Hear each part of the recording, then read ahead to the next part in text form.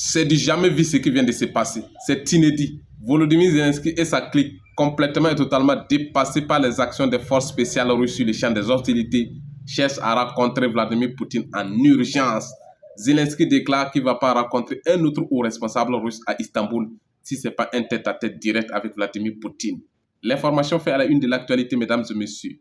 Installez-vous confortablement car on va décortiquer en long, en large et en profondeur de ce qui se passe concrètement sur le terrain. Comme toujours, vous connaissez les règles. Je vous demande humblement de liker, de commenter, de partager cette vidéo massivement. Encouragez-nous en likant, en commentant, en partageant massivement.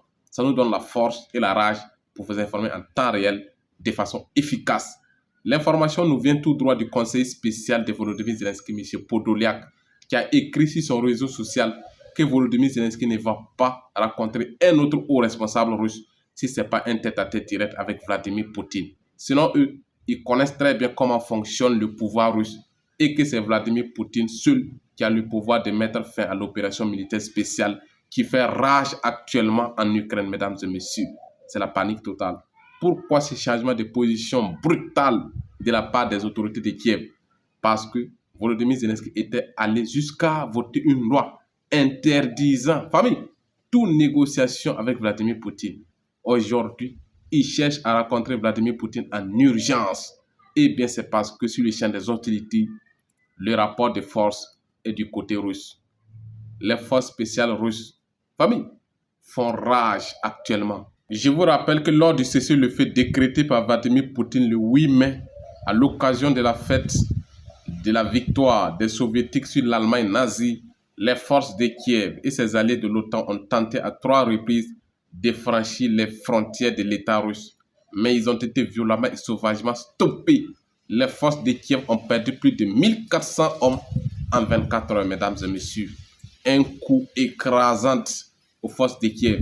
La prise de conscience sur l'impossibilité de vaincre les forces armées russes sur les champs des hostilités est désormais totale à Kiev, mais aussi au sein de l'OTAN.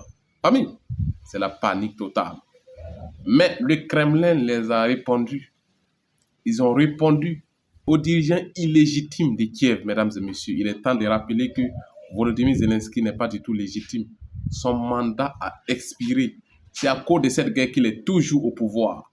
Et c'est ça la vérité. Donc, pour eux, plus la guerre dure, plus ils restent au pouvoir. Et c'est ça leurs objectifs. Ils s'en foutent complètement et totalement de la population ukrainienne. Leur but est simple, rester au pouvoir dans le but de piller famille et de voler. C'est ça la vérité. Le Kremlin a dit que Vladimir Poutine ne va pas aller à Istanbul. Tout est clair et limpide.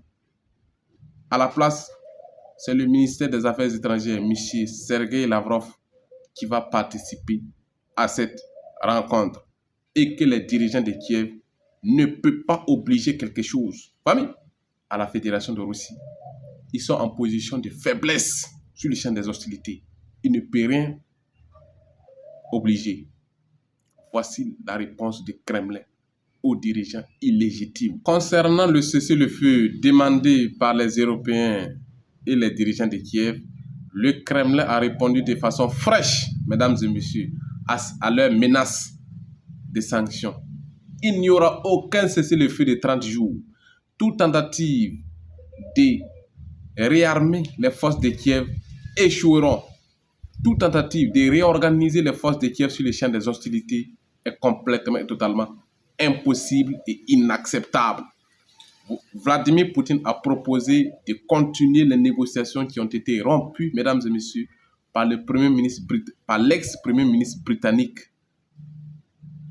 Il a proposé de continuer ces négociations sans aucune condition, sans aucun cessez-le-feu.